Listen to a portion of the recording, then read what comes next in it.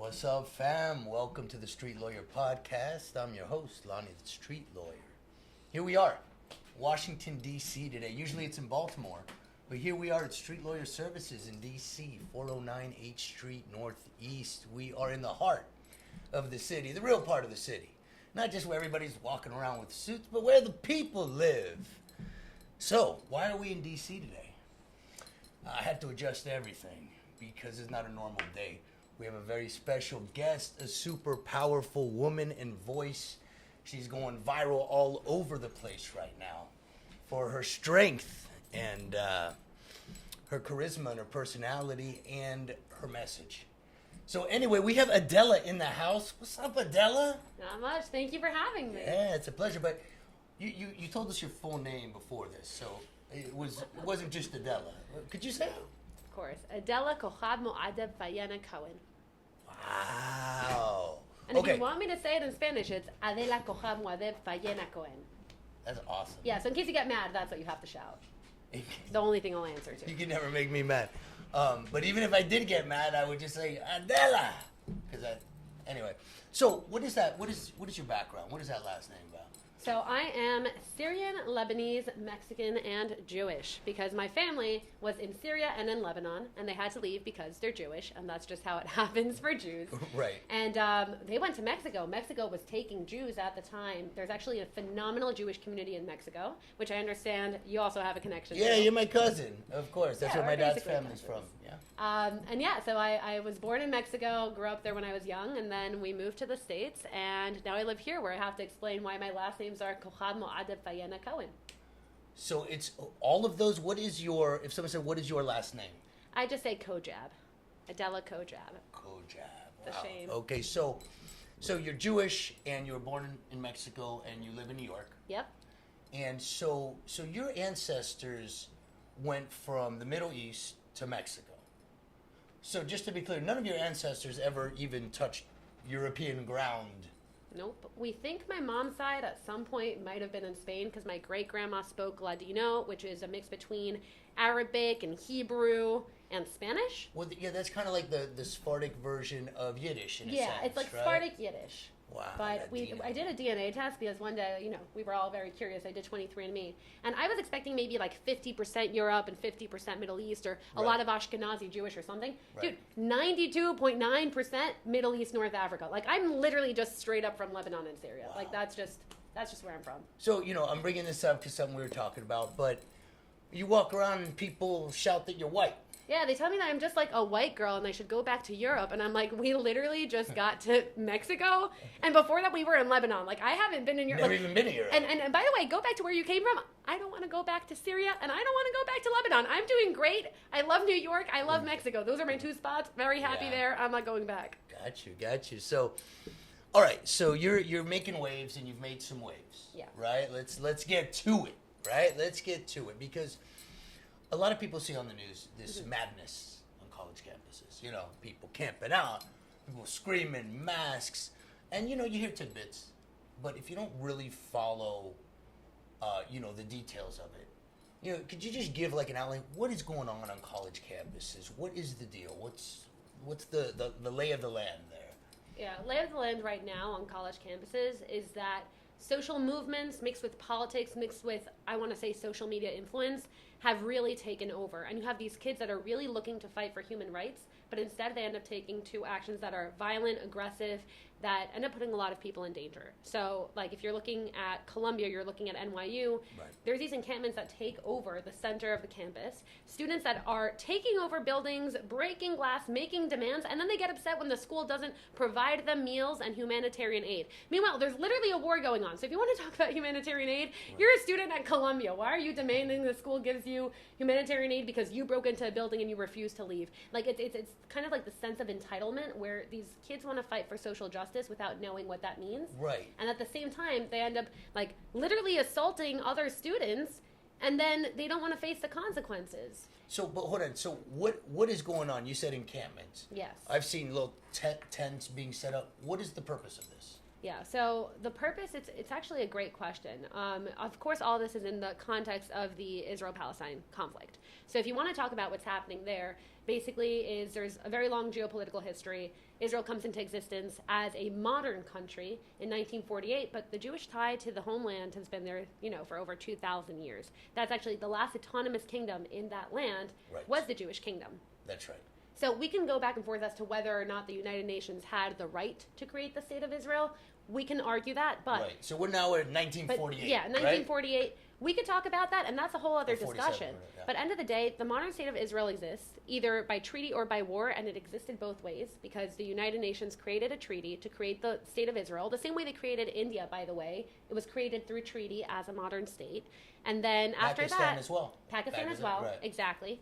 And then there was a war. War that every single nation around Israel, so Egypt, Jordan, and Syria, attacked in, and Israel fought a defensive war to claim its independence. Okay. Those are the two ways that modern nation states are made, right? Through war or through treaty. Israel had both. So if any country has a right to exist, whether or not you like the fact they exist, it has a right.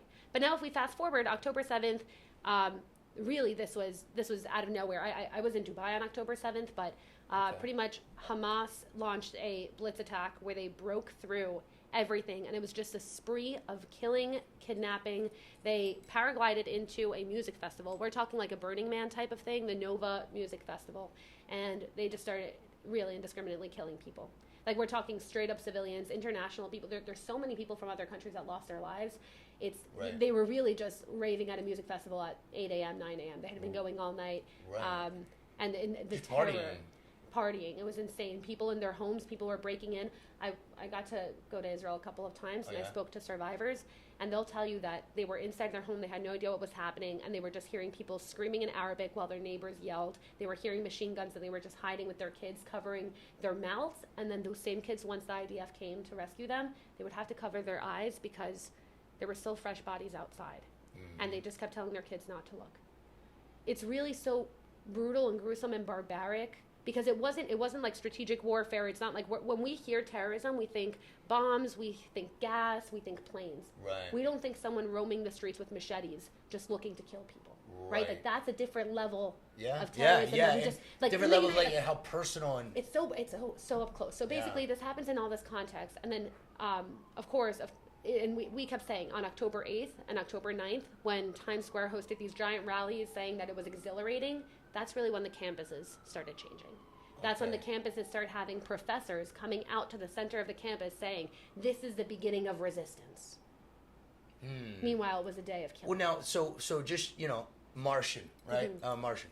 So from what you tell me, 1,200 Israelis got killed in the most awful way.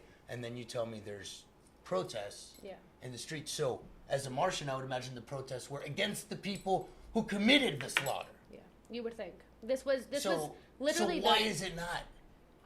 I have a lot of reasons why. Yeah. But to put this into context, the massive rallies that occurred in Times Square on October 8th are the equivalent of a pro-Al-Qaeda rally in New York City after 9/11. Exactly. Like, that's the equivalent thing where it's like, oh, this hard, like the shock was still setting in and people were cheering it on. And the reason why is because this has already been conditioned, right? If you hop anywhere on social media, they've been conditioning kids and also professors. Again, my professors themselves, like when I went to NYU, I didn't even have to get to the Israel-Palestine part of my Middle Eastern studies class. In class number 3, my professor was talking about how Osama bin Laden was an engineer. He wasn't a religious extremist. He used religion to mobilize the masses to fight against American imperialism and injustice. And I'm sure that's a narrative, but we can't forget that was the biggest act of terrorism on U.S. soil in the world. Right. And I said, here we're at NYU, and we're praising terrorism. So it's not a big step. This is in my class. This is about class. 6 years ago. And what was the class? Modern Middle East, it was called. Modern Middle East. Wow. And that professor still teaches at NYU, right? And it's that's who was teaching. You bring up 9/11, and you know what? If that happened now, it'd be a very different reaction. Very different. People would not. They would say, yeah, we deserved it. Look, because the way we treat people of color here, so we deserve 10 times that, 100 times over, every day and every night. And that's, not everybody would say that. Of course, that's, the extreme would, but there wouldn't be an outpouring. I believe there would be. there would be protests against the U.S. on American streets. 100%. I think it'd be very different. And look, I think the reason why I have a different perspective is because I'm from Syria and then I'm from Lebanon, right? And I'm Jewish. So there's been to the point where, you know, you think you belong and suddenly the whole country turns against you and you have to leave. And then I went to Mexico and we left Mexico because of the attempted kidnapping of my brother, right? Safety, security, like people like to think that the world out there is good and that America is so horrible. But Syria, Lebanon, Mexico, the 3 countries I came from, they're not good. And people, like, when people say America is horrible and they start burning American flags, America has a lot to learn. America has a lot of places where it needs to improve. I agree. But there's literally a list to get in here, and that's for a reason. Like, when people burn American flags and they say that they're ashamed to be American, I'm like, let me in. I've been here for 23 years. I'm not a citizen. I don't have a green card. I would die to be American. I love this country. Well, I would do give die to anything. be American. I know. Every day. Every they day. die at the border trying to get in. Yeah. So that's a fact. So you have to ask yourself why. But If this like, was really such a horrible place to be, I wouldn't be here. You know, but this anti-Americanism, like, to me, is so basic. Like, I get you're trying to dig a little deeper and find the hypocrisy because perhaps the dominant hegemony isn't always right. I get that, but like, don't be so basic. Like, take it apart. Yeah.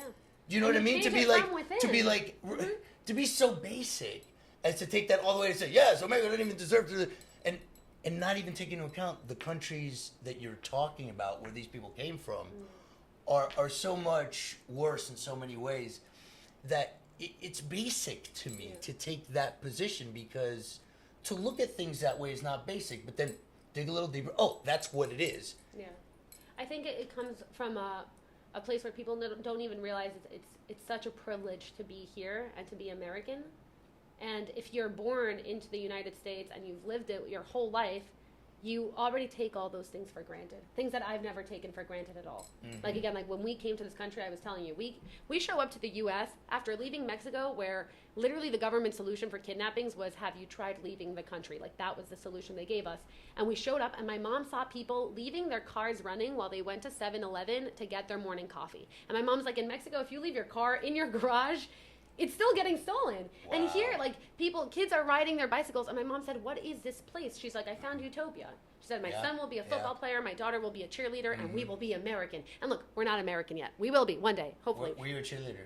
I was a cheerleader. Really? I can see that. I was a cheerleader. I was so cute, too. That was the American dream to my mom. And, look, my parents got divorced. It's a great sport, though. It's a great exercise. If we're calling cheerleading a sport, look, I would say it. No, it's a hobby. This is going to be very controversial. What kind of guy are you? Oh, it's not a sport. Well, I think it's...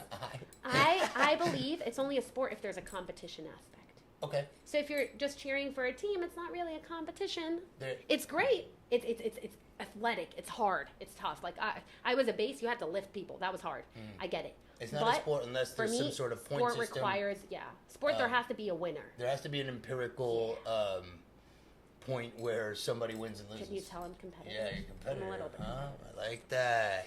So, okay, all right. So let's focus this in. So there's a complicated geopolitical situation. Yeah, obviously. So I'll tell you what's happening on campuses. But I just wanted to say, so the 1,200 people got slaughtered. Now, I've never heard of that being justifiable behavior in any other conflict in the world. That somebody said, they wear their machetes and burn babies alive, and raped but you know what? It was warranted until now. Why would that be warranted? What are they saying that these people did to them that's so bad that they needed to do that, and then they vowed to do it again? What is the...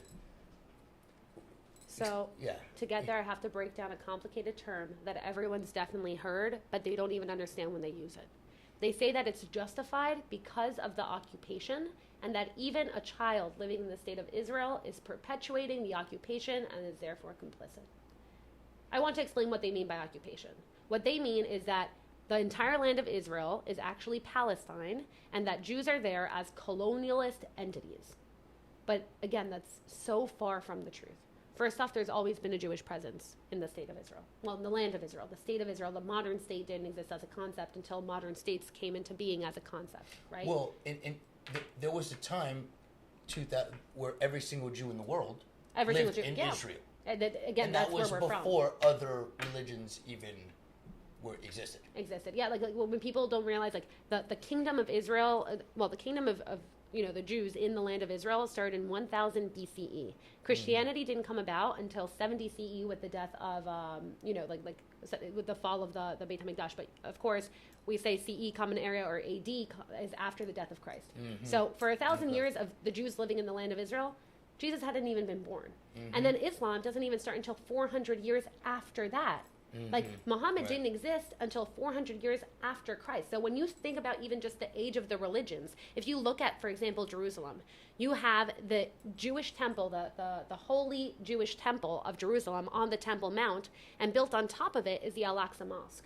Why? Because that's the layers. Again, Islam hadn't even been created. So even if you look at the land of Israel, under every single thing you see is Jewish history. Right. So it was a return. But again, and that's not a political position. That's just No, that's an archaeological finding. If you read, if you look at the holy books of the monotheistic religions, right? You have the Old Testament, the Torah, the Bible, right? Then you have the New Testament, which builds on that, and that's Christianity. And then you have the Quran. The Quran isn't a new book; it's the third book of the trilogy. They see it, so they accept the Torah as true. They accept the New Testament as true.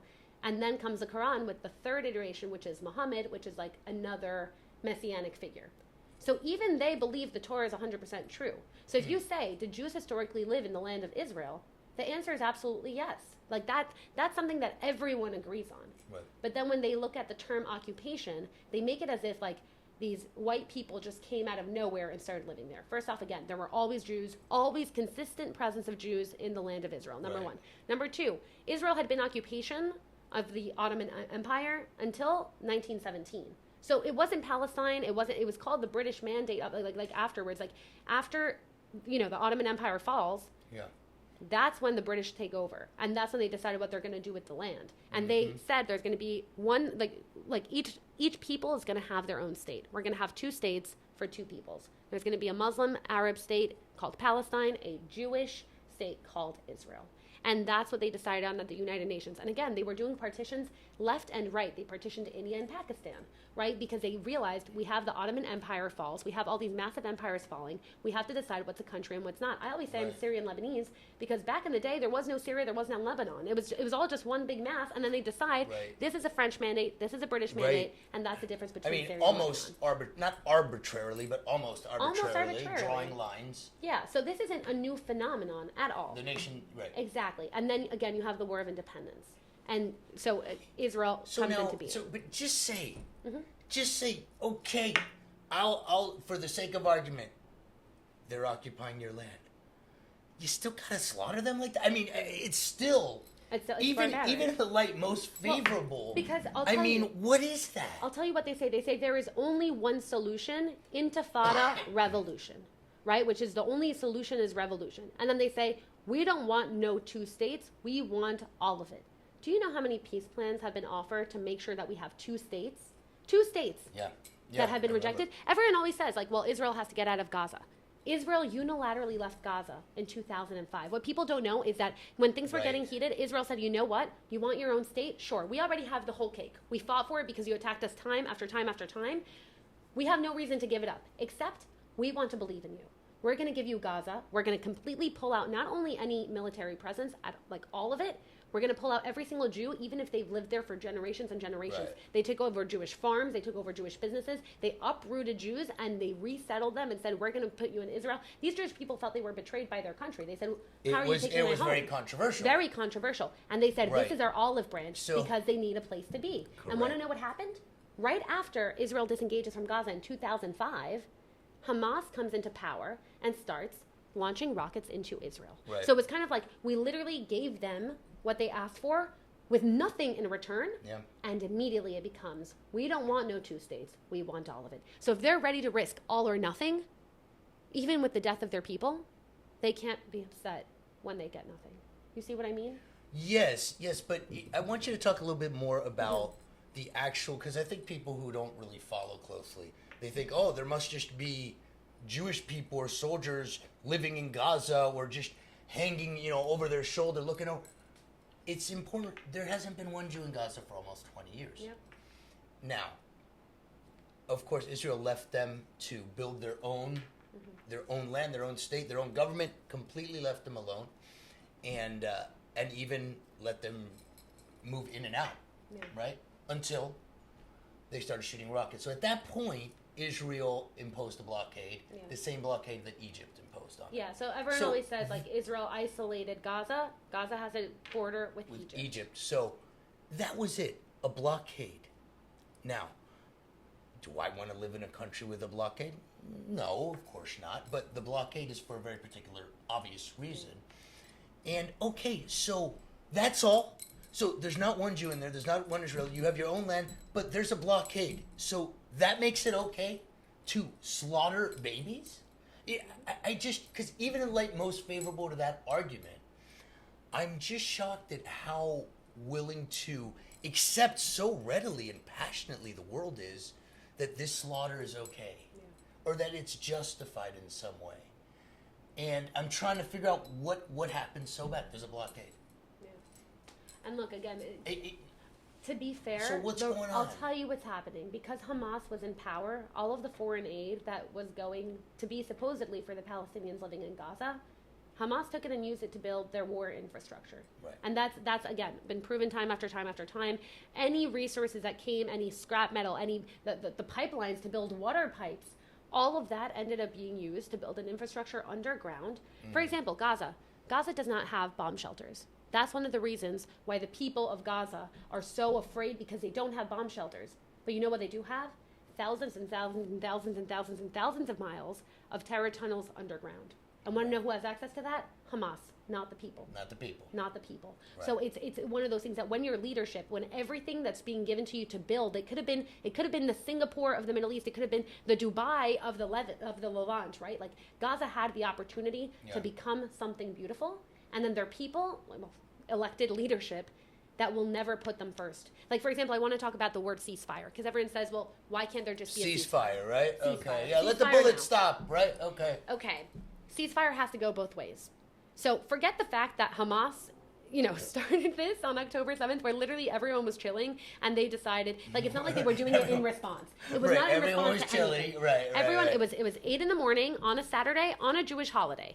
Everyone was literally asleep. I had so many friends in Israel that called me from bunkers. I can't even tell you, because again, I was in the same time zone. I was in Dubai at the time. And when I saw everything coming out, I said, okay, it's rockets. And then a friend called me, and she was hysterical crying, and she said, it's not just rockets. I didn't know what to do. I went onto Snapchat map, because no one knew what was happening. So I started zooming in on Snapchat map, and I started clicking around the Gaza envelope, which is the area around Gaza, and I started seeing just videos uncensored, because Snapchat hadn't caught up to what was happening yet, of people bashing people's heads in with machetes, with shovels, with just pipes.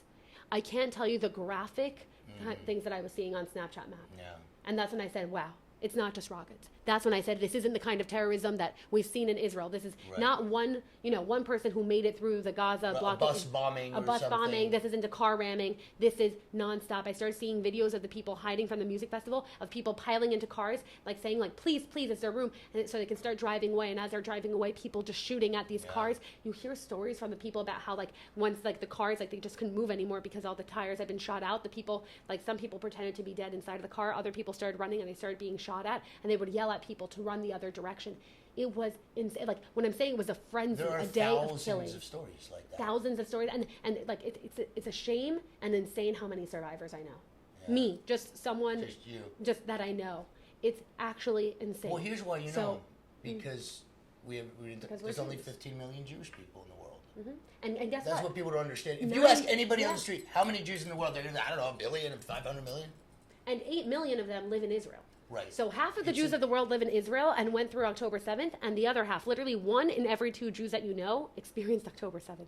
That's insane. Right. Like, that's a crazy statistic. So when we talk about ceasefire, even if Israel decides, you know what, it's enough, it's time, and Israel ceases fire, Hamas is still holding hostages. Right. Which means, like, if we really want to go back to the status quo, you have to give back every hostage that you have.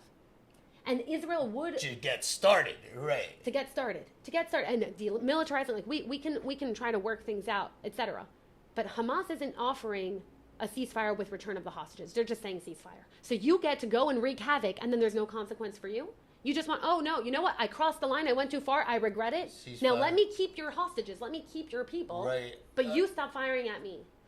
Absurd. That doesn't make any sense to me. Well, you know, the other thing about the whole ceasefire thing is Israel does not have the luxury to have a ceasefire for two reasons. One, they have their hostages, and two, Hamas is still in power and vows to do it again. So they have no choice but to continue that. Now, Hamas can have easily make a ceasefire. Give back the hostages and say, hey, uncle, we come out with our arms up. Do they want to do that? I guess if you're in power, I guess you don't want to do that. But not one more bullet will fly. Not one more bullet will fly. Which will never happen. Which will never happen. You know what? I was talking to Mark Lamont Hill. I don't know if you know him, but I was on his podcast recently. Yes, I do. So, and which honestly was a very enlightening conversation. I recommend whoever wants more of a deep dive on this, Mark Lamont Hill and I did a podcast. And, you know, I told him, I said, okay, if I gave you the keys to the world, and I said, you craft a solution. If everyone agreed, Mark Lamont Hill gets to decide what happens in Israel-Palestine, what would you do? And he said, well, I would make it a single democratic secular state. And I said, single democratic secular state? And he said, yes. And I said, okay, great. Let me tell you something. If you went to Hamas in Gaza and you said, I figured it out for you. I figured it out. You're going to have a single democratic secular state. Right. They're going to spit in your face. Why? Because people forget that Hamas, like as much as, yes, the people in Gaza are suffering. But Hamas is an extremist Islamic group. I'm not saying that Islam is bad. I'm saying Islamic. They're extremists. Sure. You think there's a right to abortion in Gaza? You think there is not. So if you tell them, hey, you're going to have a single secular democratic state, they're an autocratic Islamic government. They don't want that. They're not looking for that. Right. So you're advocating for shit that they don't even want. Exactly. And you think that they're going to accept what you see to be the solution. And that's the issue. So mainly the left here in the United States that really is fighting for human rights. They're fighting for the oppressed. You see groups like Gays for Gaza. That is great. Great. Except for the fact that you don't actually understand who it is you're fighting for and what values you have that don't align with theirs. It's an upside down backwards world because the one sort of social feature most prominent about Gaza is that they kill gay people. Yep. That is the most prominent feature that you just have to look up one tiny thing on the internet to know that is true. You could interview any Muslim man and he will tell you exactly that. Yeah. And yet, groups say Gays for Gaza. It's absolutely insane. This actually just happened in the United States. There's a town where the majority of the residents are Muslim, so they run most of the local government. They just outlawed hanging pride flags. Right. So that's like the perfect example where it's like, you think you're on the same side because you're fighting the big, bad, what you perceive to be white Israel, but that's not actually what's happening. What's actually happening is that the only country in the Middle East that has an open pride parade is Israel. The only country, like if you walk in Tel Aviv, half of the people you see are gay. Right. Like, and they're all gorgeous, I have to say. And everyone is shirtless all the time, and all the girls are always in bikinis. Wait, like you want to enjoy yourself as a gay person? Go to Israel. And I always say, if you went to Israel and you said, hey, I got the solution, single, democratic, secular state, most people in Israel would say yes to that. Are there, religious people that say, no, it's a Jewish state, blah, blah, blah. You can get into that back and forth. But if you tell a woman in Tel Aviv or a man in Tel Aviv, you can't wear a bathing suit. Conceptually, that's what I want. No, almost every Israel, conceptually, absolutely. Conceptually, yeah. Absolutely. Like, sure, we got to figure out some details. So what did he say in response to that, Mark Lamont Hill? So, weirdly enough, he kind of stopped. Mm-hmm. And I thought that he was kind of going to downplay the point. But when he started posting clips for the podcast we did, that's the clip he chose. Because Mark Lamont Hill, we disagree on a ton of things, but I think he understood that that's the first time that someone made an argument that clicked for him, that changed the way he understood things, which is single, secular, democratic state is not what they're fighting for. And they told you, we don't want no two states, we want all of it. There is only one solution, intifada revolution. So even if they agreed to allowing Jews to live in their single state will not be democratic, and their single state will not be secular. The women that you see in all of those videos, they're all wearing full hijab. Some of them because they chose to, the others because they'll never have a choice, ever. You think that women have rights there? You think that gay people have rights? Like, they don't. So this is who you're fighting for. You're fighting for the entirety of the state of Israel to be what Gaza is today. to be Yeah. under that leadership. And they keep saying, well, we can't fight for gay rights under occupation. First we fight the occupation, and then we'll fight for gay rights. Guess what? Once you, quote unquote, end the occupation, that's it. You have another Muslim country in the Middle East that doesn't allow women to have rights. We have so many of those. We can look at Qatar. That's such a false order of things. Well, one thing, first occupation, and then gay rights. No.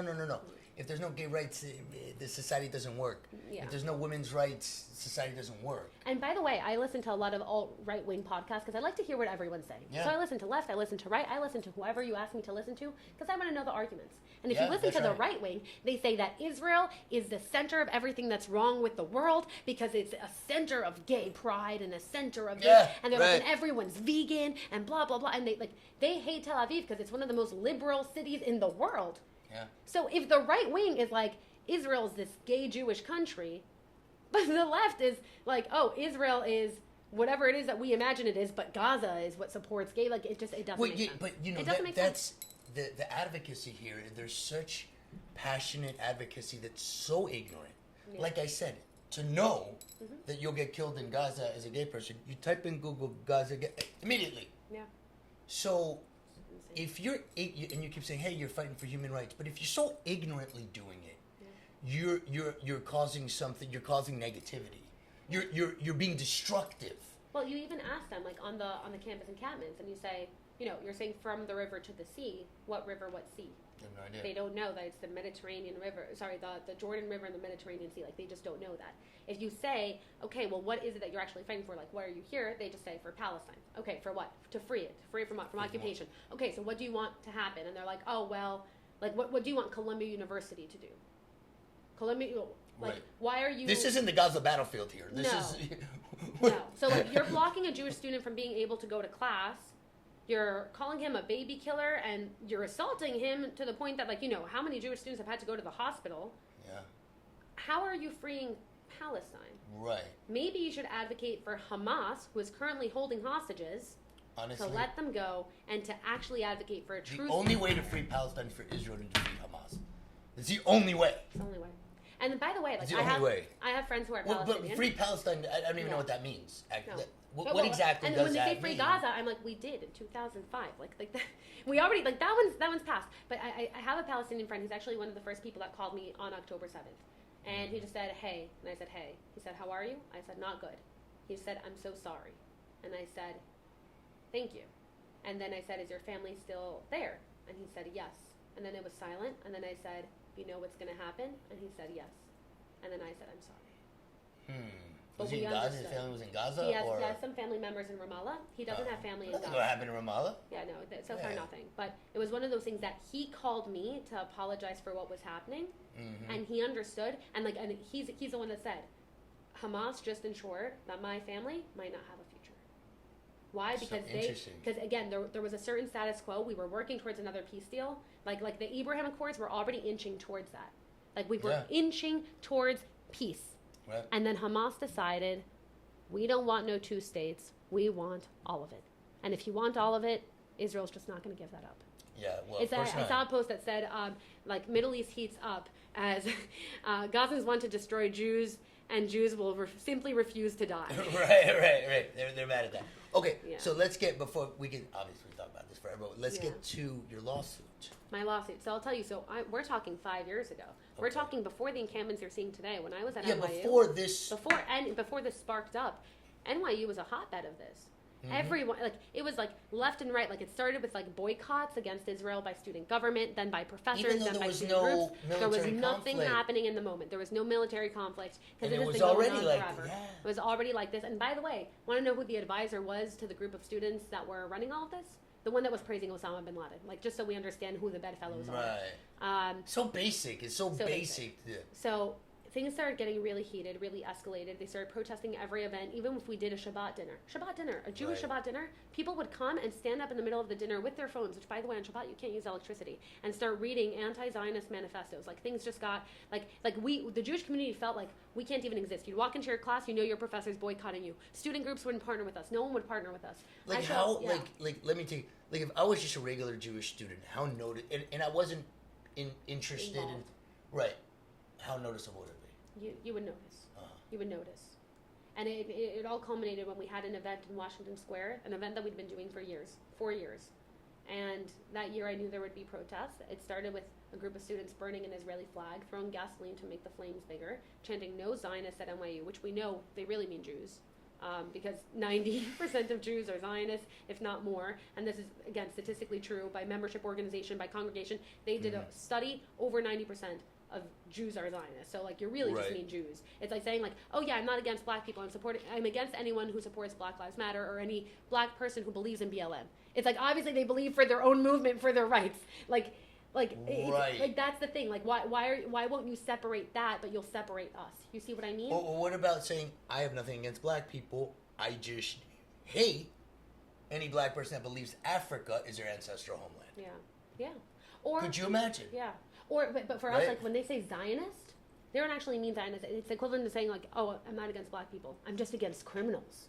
Anyone who says those words, it's code. You know what they mean. It's code. It's code. I don't think it always necessarily was. No, but now it's become. But that's exactly what's happening on campuses. So as they start burning the flag, one other group of students comes. We're singing the national anthem. He starts, he grabs the microphone from a Jewish girl, starts yelling "Free Palestine." At that point, NYPD steps in. We look up. They realize they took our other flags, torn them to shreds, hung them from trees and lampposts. So we have our flag burning, hanging from trees. A Jewish girl assaulted, and this is Manhattan. Yeah, this is literally Manhattan. This is in New York City. Yeah. And as a Jewish student, looking at this happening, I thought that was the biggest Jewish city in the world, pretty much. And we always say, oh, it'll never happen here, but suddenly it starts happening. Yeah. And I can tell you, looking at every Jewish student who was watching their flag burn, they felt afraid. And they said, can I be Jewish at NYU? This is insane.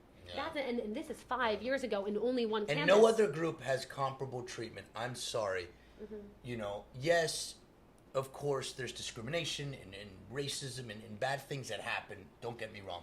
But on campus, no group is openly targeted like Jewish students. On campuses, I agree. And I always say this again. I'm Mexican, and I'm not a citizen. I don't even have a green card, and I've been here for 23 years. And burning flags, you're allowed to burn a flag, sure. But if someone would have burned a Mexican flag at NYU and said, I'm not against Mexicans, I'm just against immigration, this is a political statement. Oh, no.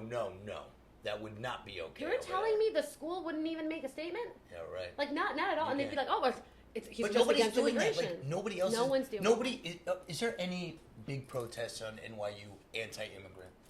No. Of course not. Anti-Muslim?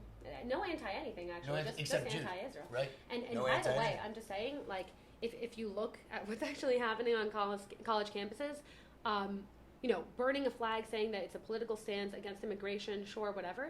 A Mexican student that told the school, I'm afraid, the school would actually do something. Yeah. The school would have to do something. If you had two fraternities and one burned the flag of the other, the school would do something. But here, suddenly the only flag you could burn is mine. Yeah, there's something like, well, you guys kind of deserve it. We deserve it. You guys kind of deserve it. Yeah. And then when you look, even if you look at in the light most favorable to that argument, is that up to 800,000 people were displaced for the War of 1948. Yeah. And that was it. That was the quote-unquote Nakba. Now, millions and millions of people have been displaced all over the world before that and since then. Yeah. I'm not saying that that's right or whatever. Of course, it's a difficult thing, but none of them are slaughtering by the thousands the people who are in the land where they were migrated from. This is... Hey, look, my family was kicked out of Syria. You don't see us coming into Syria and killing Syrians being like, this used to be my house. Right. Guess what? Now I could slaughter your babies and everything because you occupied... And talk about, occupation. You want to go there in colonialism. Israel's probably the least colonial country in the world. U.S., Australia, New Zealand. There's nothing more colonial than the way to understand everything's colonial, right? If you move from one place to another, you're colonized. I mean, where do we? No, so Israel is really the way to understand Israel is that it's the only successful indigenous rights movement. Yes. It had everything. It had the political side of lobbying. It had the by the way, before anything happened politically, Jewish people legally started buying land in Israel because they wanted to move back. We say in all of our prayers, we say, next year in Jerusalem. Correct. This has been in the Jewish mentality forever and ever and ever. Right. And by the way, if we're talking about displacement, there were like 800,000 Jews that were displaced out of the Middle East. That whether or not they were considered Zionists, suddenly, if you were Jewish, you cannot exist in the Middle East. I was actually just talking to this man. He is so sweet. So sweet. He's in his 70s. He, in Egypt, one day, they just came, arrested him because he was Jewish. Threw him in a concentration camp for 3 years. Yeah. People don't realize that this was happening to Jews. And by the way, this was in the 70s. That wasn't even during World War II. But you know what? Who cares? Because my rich accountant drives a Mercedes and he's Jewish. So what are you complaining about? And so yeah. This is literally what you hear. That's literally what you hear. Yeah. And people don't realize, like when my family got to Mexico, we got there with nothing. My grandpa tells you how he worked in a textile factory and he took the scraps and asked his boss if he could sell them door to door. That's how my grandpa started. That's how you got into textiles. That's how we got into textiles. Some of my, we're Mexican Jews. Yes, we do textiles. yes. And that's how we started. And now he worked really hard. And I'm really grateful for my grandpa. And that's why I got to go to law school, right? I was the first person in my entire family on either side to ever get a higher degree. This is not a new thing. Like, my mom got engaged at 17, married at 18, had her kids, moved to the States, had a horrible divorce, and she said, I'm going to work for my kids. When I decided to, go to college, go to law school, when my sister got into Princeton, my mom cried. She said, how do I have an Ivy League child? I didn't even go to college. Right? Like, that's like, it's this story of saying, okay, like things were horrible, and now we move on. Actually in Judaism, this is a beautiful idea I love. We have Rosh Hashanah, which is Jewish New Year, and then we have Yom Kippur, which is the Day of Atonement. And people always say, well, shouldn't you be atoning and looking back at the year before you have the New Year where you start fresh? That would make sense. Right. But we say no, because in Judaism, you realize things could be very hard and really bleak, but the best thing to do is have that new year, start, move forward, rebuild, and then once you've already got that momentum, you look back and you process what happened to you. You don't dwell on the past. Right. You say, the past, horrible. If I'm starting from today, how do I move forward? And once I'm moving forward, then I can process everything that happened. Right. And that's actually like that's what's been happening since. Right? We don't process the trauma first, because then you end up in this ditch where you say, how can I move forward? How can I move over from concentration camps? How can I move forward? Yeah. No. You get there, you start fresh, and then you process. That's right. That's been in the Jewish mentality from the beginning of time. It's moving forward, and then only then can you look back. Right. So it's one of those things that, like, when you see Jewish people who are successful, it's not just because that's how they happen. And by the way, if you say, like, Jews in Hollywood, Jews in banking, want to know why we're in Hollywood and banking? Because we're the only two industries that Jews were allowed to be in. Correct. We weren't allowed to take loans from other people, so we started our own banks. Like that's how it was. Like, people don't know. In Hollywood, Hollywood, Jews weren't allowed to work in anything else, and they said, okay, we can work in film. Let's start making films. Like, people always forget, like, Jews weren't allowed in colleges either. They had a Jewish quota. Like, once we were allowed, there was a quota. That's why it's very short-sighted, because what people, especially a lot of people, minority communities in the United States say, there's nothing. I don't want to hear anything from you guys, because I look around and you guys live on Long Island. And look, you got money. He's a lawyer. What? You're white. What? That's so short-sighted, because you don't see. If you tell a white person that Jews are white, especially, like, imagine you telling, like, a Nazi, like, Jews are white. Right. They'll be like, we killed them because they weren't white. So, okay, here we are. What was the lawsuit about? So what was my lawsuit about? So basically, I'm at NYU. They're burning flags. They're chanting "No Zionists" at NYU. I was meeting with the school for months before this, telling them that something was happening. They kept telling me I was overreacting. After that point, I said, I'm sorry. Something has to be done. Yeah. A line was crossed. Like, there was a Jewish girl assaulted. Like, this can't happen against any other group on campus, so why is it happening to us? They promised me they would take action, but instead they gave an award to the group that spent 2 years harassing us, saying that their activism united. So beautiful. So beautiful. Right. So beautiful. And it's so negative. But anyway. So that's when I decided it was time to file a case. I realized that the way to win an award at NYU was to pick a minority community, to protest all of their events, assault their members, burn their flags, and so long as that group is Jewish, you'll get an award. Right. So I got in touch with lawyers. I asked if I had a case, and they said no, because the law at the time didn't include religious discrimination. So Jews weren't protected. So they said, we're so sorry about what's happening, but unfortunately you don't have a case. I said, what do you mean? And they said, you just don't have a case. Yeah. I sent them my documents. They told me I had the strongest case they'd seen. And they said, look, don't get us wrong. You're going to lose. But this case can start moving things in the right direction. It could be the foot in the door. I filed my case. I made as much publicity as I could, wherever I could. New York Times, New York Post, Fox, right, left, center, like everywhere I could. until my case actually made it to the White House, and it ended up changing the law on a national level. So now all the cases you're seeing against Harvard, against Berkeley, against MIT, they're all possible because of mine. Because of your case precedent. Because of my case. What was the verdict? So we didn't even end up having to make it to trial because, again, the law was not on my side. But I made enough negative publicity that NYU made the first resolution agreement that addressed anti-Semitism as a form of discrimination. And it's crazy that it took until 2019 to say that anti-Semitism is discrimination. So that was the first foot in the door. And then once we have that, once we've already taken that step, had it not been for that, post-October 7th, Jewish students wouldn't have a leg to stand on. Yeah. And now every case is moving slowly and slowly and slowly. And no case is going to have the perfect resolution that we want to see. But at the end of the day, we know that change is slow.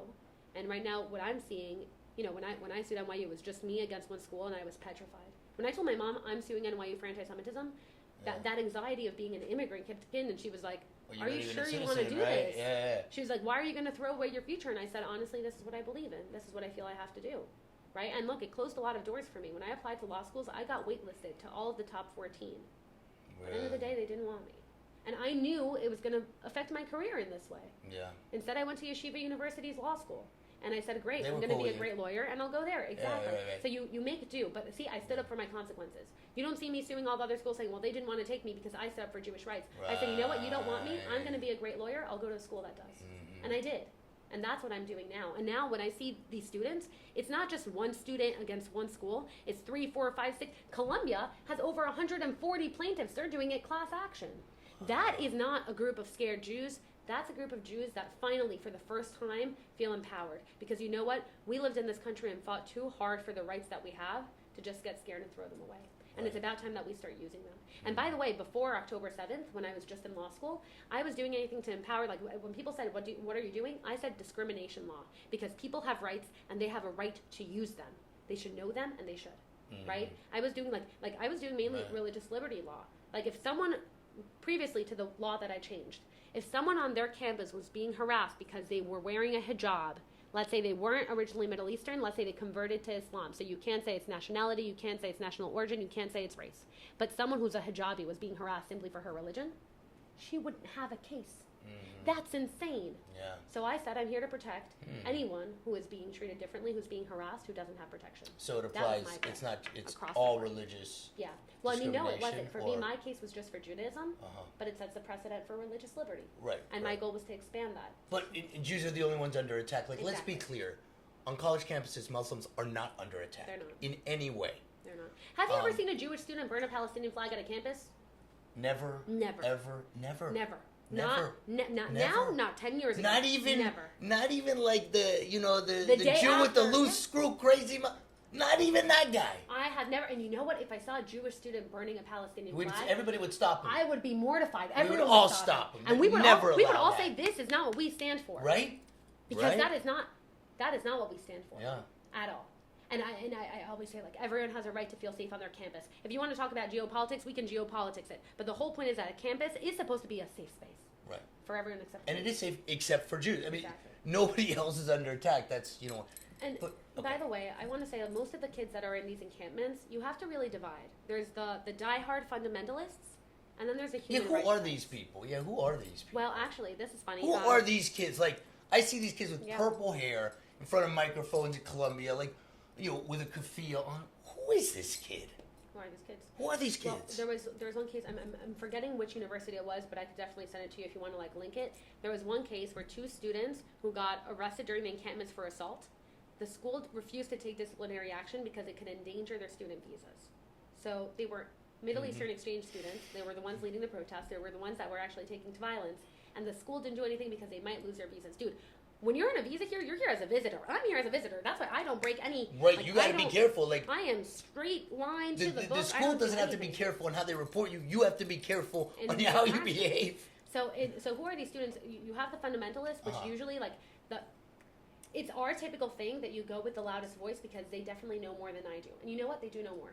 So all the human rights types, all the kids who just mean well, they just go along with it. And I always tell Jewish students, like, when you walk by these encampments, you can tell who's a human rightser and who's a fundamentalist. If you look at your friend who sits 2 or 3 rows away from you in class, who you now see at the encampment, the random white kid, and you make eye contact with them, They look down. They refuse to make eye contact with you because they're embarrassed and ashamed, and they don't actually know what they're standing for. So why are they there? Because that's what they think is a thing of the moment. And they're going with the mob. It's want the to know mob. why? Because we as Jewish people, we say, you know what? I don't expect you to agree with me, but at least understand where I'm coming from. Yeah. That's what we always say. We say, just hear me out. Again, you don't have to agree, but understand me. The other side says, if you disagree with me even a little, you're a Nazi. And who wants to be a Nazi? So they really, they say it's all or nothing, and we say, hey, we can disagree, just understand me. And that's the issue that we've had, that we've been so soft with the way that we understand people, because we try to build relationships, and they strong-arm people into saying, well, if you're not 100% with me, then you must be a horrible person. It's very extreme like that. And also I've noticed friends of mine have, reached out to stand on the other side of this, or, believe in, or got this sort of stream of algorithm information.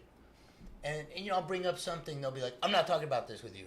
I'm like, why not? I want to talk about it because we have a different opinion. Like, let's talk about it. Like, no. Yeah. So this is called... There's a lot of that. Yeah. Anti-normalization, which means that they will not engage with anyone with an opposing opinion. If we can't even talk on a college campus, a civil conversation about what's happening and ways forward, how do you expect them to solve a geopolitical conflict? This is what we talk about it, though, on a college campus, always. Right? Yeah, that's where you're supposed to have that discussion. That's where you're supposed to. And that's the leaders of tomorrow, right? They're being taught it's my way or the highway, and resistance is justified and violence is just, and that's just not the way, right? 800,000 people were displaced 75 years ago, so you are allowed to absolutely murder, disembowel anybody who lives on that place.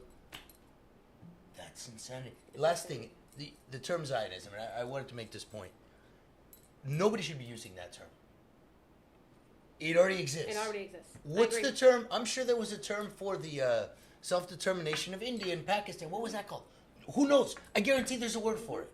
Yeah. But nobody's using it anymore. And I think it sort of begs the question, and it's sort of, it's destructive, discriminatory, just that anybody's using that term. Yeah. That term should not be used anymore.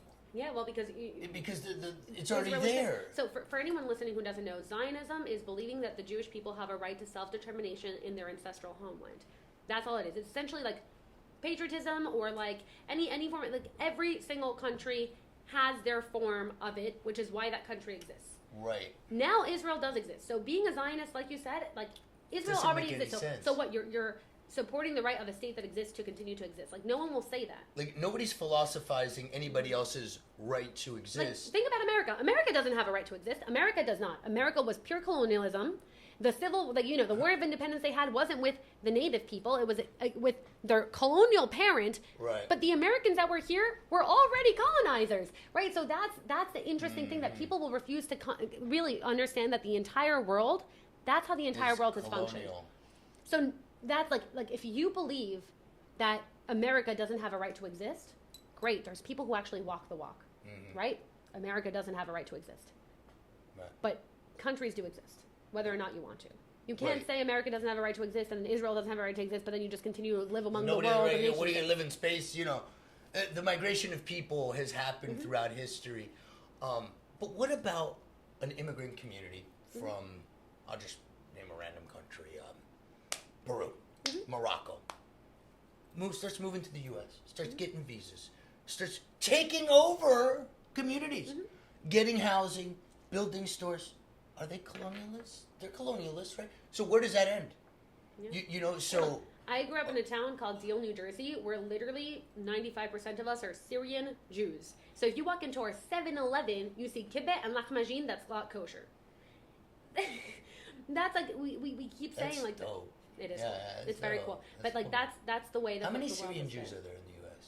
That's a great question. I have no idea, and I should know this because I'm a big advocate for the Syrian Jewish community. Anybody, you're the only one I would go to ask this information. I should know this, but no, we're a pretty big community. We're based mainly in Brooklyn, and then they go to Deal, which is where I grew up, small town that I love.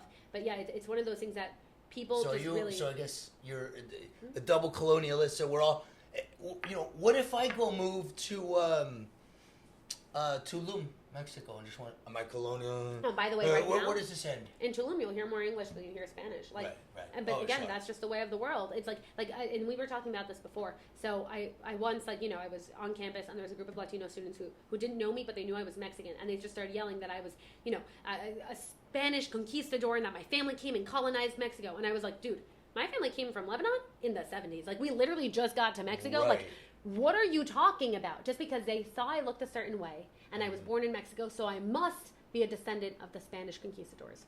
No other concept exists in their mind except for the way that they see the world, and that's what's happening right now too. Yeah, but we've got to move forward. Like, you can't be hunting down people with conquistador blood right now. We have to move forward. We have to move forward. And these advocates need to be informed.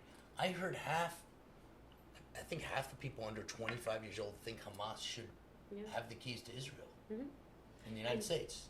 One of my favorite things that Zach Sage Fox, if you follow him, does is he walks around and he does this game show called Who Said It, Hamas or ISIS? And all the quotes are Hamas. But everyone just goes, oh, that's definitely ISIS. And it's things like, women are subhuman and are meant to serve their men. And it's like, who said that? Hamas or ISIS? They're like, oh, ISIS. And they're like, nope, that's Hamas. Every single Jew must be eradicated from the land of Israel. Who said that? Oh, I guess that's ISIS. No, that's actually Hamas, right? So it's one of those things that, like, if they actually read the Hamas charter, which, by the way, you could literally find online. If you look up Hamas in charter a heartbeat, and you read their own words, just read their own words. When people tell you who they are, believe them. And right now, kids on college campuses chant, "We are Hamas," as if they're part of this wonderful resistance group, but they don't realize it's literally being like, we are Al-Qaeda, we are ISIS. It's like, well, if you're on campus screaming and acting like Hamas is like tie-dye shirt wearing, transsexual, Birkenstock wearing, you're such an idiot. You need to do 5 seconds of research, and you're out there screaming, thinking that we've got a problem.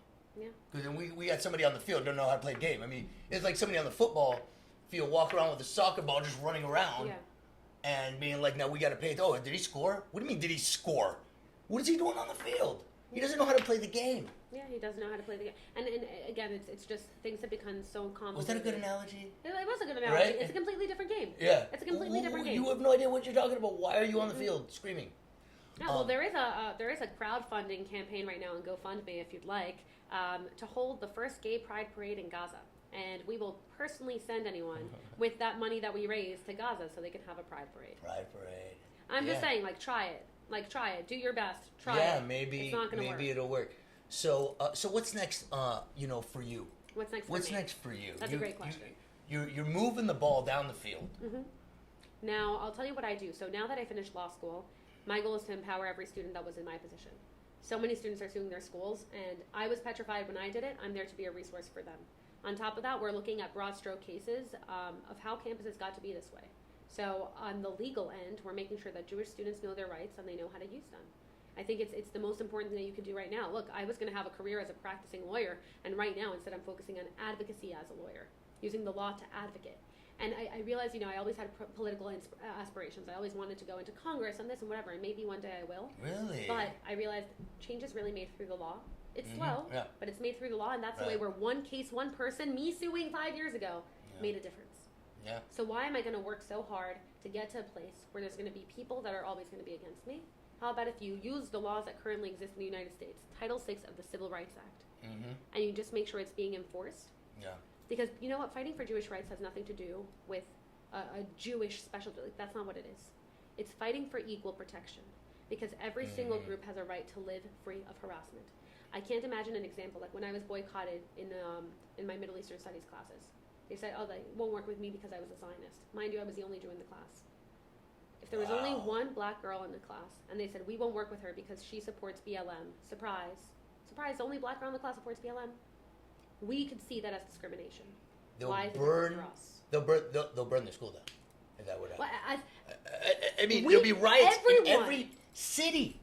Because in that America would be insane. Did you see the chain of people? There was a chain of people outside Columbia University holding hands, prohibiting Jews from walking into a Columbia library. Want to know last time we saw that? the civil rights movement where white people linked hands to prevent black students from walking into their classes. That is insane. We have all access, equal access to universities, equal access to resources. And it's just insane to me that because you can label someone something that you believe they are, you can treat them in that way. That's not allowed. It's not about political disagreements anymore. It's about taking a community where 90% of them believe in the same thing and saying, well, if I'm against their belief, it becomes politics. Now, there's no substantial anti-black racism on college campuses. And if there was, we should eradicate it. 100, of but course. no, there isn't. You're right. There isn't. There isn't. No. Right now in 2024. No anti-immigrant movement. No. Nothing. It's none of that. only anti-Israel. The only anti-thing you see is anti-Israel. That's it. So these equal protections are for everybody, but right now the only group suffering from the discrimination are the Jews. And I always tell people, if you don't want to get involved in geopolitics, that's fine. We don't have to get into it. Look at America alone. Only looking at the United States, only looking at what's happening on the ground, tell me what kind of country you want to live in. The one where students are being kept from their classes and are being harassed on their campus, or the one where everyone engages in discourse. Because nothing can justify the kind of treatment that's happening. Nothing justifies it. I always take it back. Whenever people want to bring it to geopolitics, I say, what do I have to do with it? I'm not a spokesperson of the Israeli government. I'm not a spokesperson of anything. I am just a Jew from Syria, Lebanon, Mexico, that lives in the United States, and now suddenly I am getting harassed on my campus? Right. So what did I do? Right. What did I do? Yeah. Even if I was Israeli, which I'm not. Right. Just because I happen to have a nationality. You're not on the battlefield. When Russia and Ukraine started having their conflict again, a foreign conflict where we were arming Ukraine, did you see people attacking Russian students in campuses? Saying, well, Russia is doing X, Y, Z. Right. Russia is killing Ukrainians, so we have to attack any Russian student. No way. Absolutely not. So why is it that when it comes to geopolitics here, resistance is justified, not only abroad, but resistance is justified against our own peers who are not involved in this whatsoever? And just, the level of rage is, I've never seen anywhere in the world, in any conflict on any side, I've never seen that level of rage, and it's almost, and it's irrational because there's way more horrible things happening in the world. That level of rage is very alarming, though. Yeah. It's because there's something that's like, it's not rational. There's something more to it, So you have your hands full, Adela. I do. You have your hands full, and this thing kind of came to you. That's what's so cool. Yep. Right? Because it's like you found your passion, and it sounds like what your mission is, at least for now. And it's not like, you were looking for it. You were looking for it, and then it came to you. It came to me. And then you realize, wait a minute, I'm like enthralled in what I need to do. Yeah, and I told you, I've always been a mission-driven person. I've never worked for a for-profit company in my life other than when I was 14 and I worked in the food and service industry. Other than that, I've only worked in nonprofits, I've only worked in government, I've only worked in social change organizations. I stand up for whatever part of my identity is being attacked in the moment. When they attack immigrants, I stand up for immigrants. When they attack part of my life that's Mexican, part of me as I really stand up for whatever part of my identity is being attacked. If they're attacking women, I stand up for women. But 9 times out of 10, they're attacking me as a Jew. So I have to stand up for the Jewish community. And hey, you know what? Hopefully one day, inshallah, Bezrat Hashem, however you want to say it, when there is no anti-Semitism, I can't wait to continue my fight for justice for whatever other group needs me. I will be there for you. I am your discrimination lawyer. You reach out to me. You let me know when you're being discriminated against, and I will go in and I will fight for you. And guess what? If a Jewish student ever burns a Palestinian flag on a college campus, you reach out to me, and I will defend the Palestinian students who felt afraid and were being harassed by that Jewish student. Because that's how consistent I am with my thinking. So let's fight for equal protection for every minority. Let's make sure that we can have a civil discourse, and let's bring back conversations. Well, we got to end on that note. Because that was a beautiful conclusion, and thank you for making that point, and thank you for all the brave and hard work you do, and it's just like you were born to do this, and this is just your moment to be so important in this, and you're there, and you're killing it, and just keep going.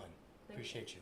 Thank you, and thank you for having me. Of course. So how do people reach out to you, get in touch with you? Reach out to me via Instagram, Adela Cojab. I know it doesn't sound like it's spelled. My last name is Cojab with a J. I'm from Mexico. ADELA COJAB.